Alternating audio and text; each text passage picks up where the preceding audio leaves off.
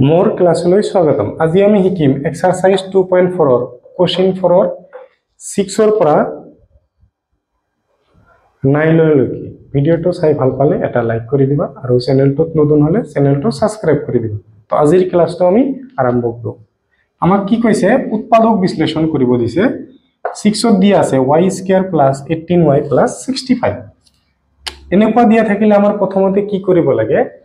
প্ৰথমতে y² দিয়া আছে না x² দিয়া আছে, আমি চাম তাৰ লগত কি ইনটু হৈ আছে, মানে কোএফিশিয়েন্ট কি আছে বা সহগ কি আছে। y² ৰ সহগ কি আছে?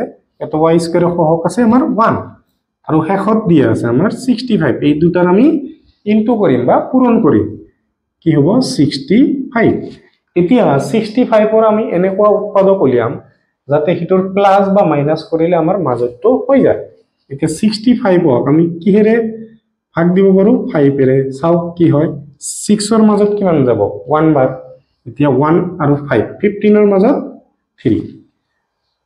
সো এটো ডাঙৰ হৈ আছে 13 আৰু 5 আমি উৎপাদক দুটা প্লাস কৰি চাও। 13 আৰু 5 প্লাস কৰিলে আমাৰ 18 হৈ আছে। তেনেহলে আমি কি লিখিম? y² প্লাস প্ৰথমতে 5 আৰু এটো y আছে y, তাৰ পিছত 13y, তাৰ পিছত কি হ'ব? এই 65। এতিয়া সো এই দুটাৰ পৰা আমাৰ কি লব লাগিব? কমন লব লাগিব। y² মানে আমি কি লিখিব পাৰো? y * y আৰু 5y মানে 5 * y। দুটাৰ মাজত কি মিল আছে? y আহিল। তে ইয়াতে আছে y, মাজতে কি চিন আছে? প্লাস, ইয়াতে কি চিন আছে? 5 প্লাস। এই দুটাৰ মাজত আমি কি কমন লম? সো 13y ক আমি লিখিব পাৰো 13 * y আৰু 65 ক আমি কি লিখিব পাৰো? 5 * ইয়াতে যেহেতু উৎপাদক হয় তেনেহলে আমাৰ 65 ক আমি কি লিখিব পাৰো? 5 * 13, কাৰণ 5 আৰু 13 65 ৰ উৎপাদক। দুটাৰ মাজৰ পৰা আমাৰ কি কমন আছে? 13 কমন আছে। কমন লোৱাৰ পিছত আমি কি কৰিম? জাস্ট ইটো লিখি দিম, y + 5 হল। এতিয়া যি দুটা মিল আছে সেই দুটা মিলি এটা আমাৰ, আৰু যি দুটা মিল নাই সেই দুটা মিলে এটা হ'ব। ভিডিওটো পজ কৰি লিখিলো। কোশ্চেন 7 ত দি আছে p² + 14p + 13। আমি জানো কি প্ৰথমতে ইয়াৰ সহগ কি আছে? 1। p² ৰ সহগ 1 আছে আৰু শেষত কি দি আছে? 13। দুটাৰ ইনটু কৰিলে আমি কি পাম? 13। সো এনেকৈ যদি হৈ যায় মাজতটোতকৈ এটো এক কম বা এক বেছি যদি হৈ যায় তেনেহলে আমাৰ হেতু সংখ্যাৰে উৎপাদক উলিয়াম। আমি 13 ক 13 ৰে ভাগ দিছো 1 ওলাইছে। এতিয়া সো আমাৰ কি বনাব লাগে? 14। দুটাৰ আগতে আমি প্লাস দিলো, 13 আৰু 1 প্লাস কৰিলে কি পাম? 14 পাই যাম। p² + 13p, এটো ইমপ্লাইজ নহয়, সরি, প্লাস 1p + 13 হল।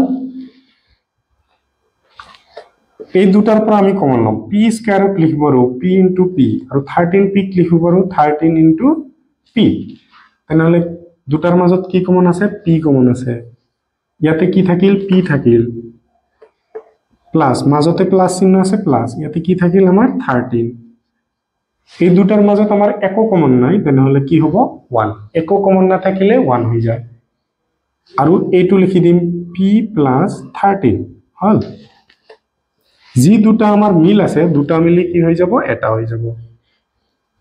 আৰু যি মিল নাই সেই দুটা মিলি এটা হল। ভিডিওটো পজ কৰি লিখিলো। কোশ্চেন 8 ত চোৱা কি দি আছে? -18 + 11x - x²। প্ৰথমতে আমাৰ x² থকা টাৰ্মটোহে থাকিব, তাৰ পিছত x থকা, তাৰ পিছত আমাৰ ধ্ৰুবক। তেনেহলে প্ৰথম আমি x² লৈ আহিম, তাৰ পিছত কি হ'ব? x থকা টাৰ্মটো, তাৰ পিছত হ'ব আমাৰ ধ্ৰুবক। এতিয়া x² ৰ সহগ কি আছে? আমাৰ 1, একো নাই মানে 1, আৰু ইয়াতে আছে 18। দুটা ইনটু কৰিলে কি পাম? আমি 18 পাম। 18 ৰ আমি এনে দুটা উৎপাদক উলিয়াম যাতে প্লাস বা মাইনাস কৰিলে আমাৰ 11 আহে। কি হ'ব? 2 এৰে দিলে 9 বাৰ, 2 আৰু 9 প্লাস কৰিলে আমাৰ কি হ'ব? 11 হৈ যাব। তেনেহলে লিখিম -x² + 2x + 9x - 18।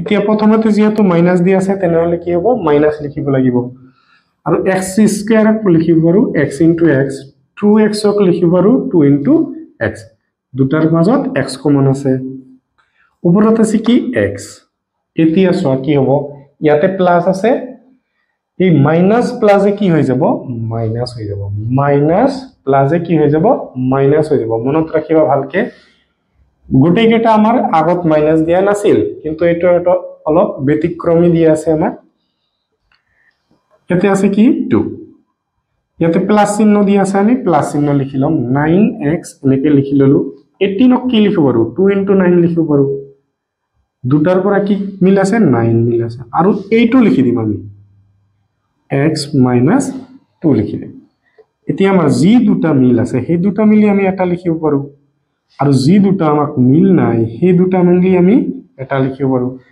এটো आंसर হয় নাইবা এনেকৈ লিখিব পাৰা x - 2 ইখিনি লিখি দিলেও হ'ব তোমালোকে 9 টো আগত আনি x টো পিছত দিব পাৰা এনেকৈ দিব পাৰা ভিডিওটো পজ কৰি লিখিলো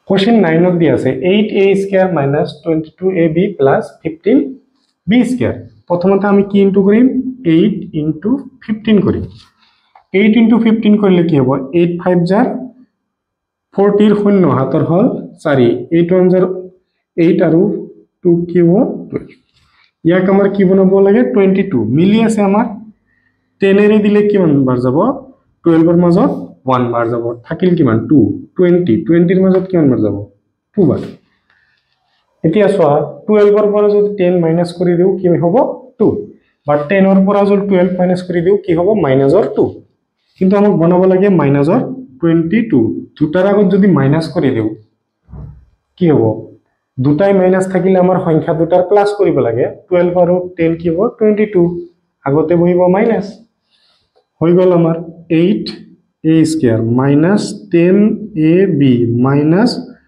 12ab + 15b²।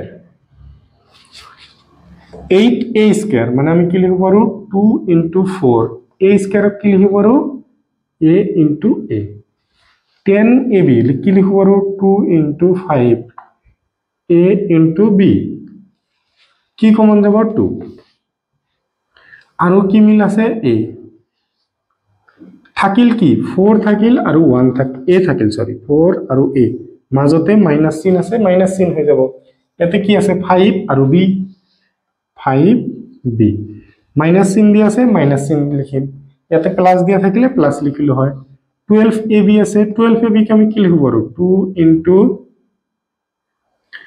3 * 2 বা 4 * 2 3 লিখিব পাৰো 4 * 3 কাৰণ 3 এৰ বাইৰে আমাৰ কমন না যায় a * b ইয়াক লিখিব পাৰো 3 * 5 * b * b কি মিল আছে আমার 3 লিখি ললো তার পিছত জাস্ট এটু বহাই দিম 4a - 5b আমার জি দুটা মিল আছে বা একে একে দেখাত আছে এই দুটা মিলি এটা 4a - 5b আৰু কি হ'ব 2a -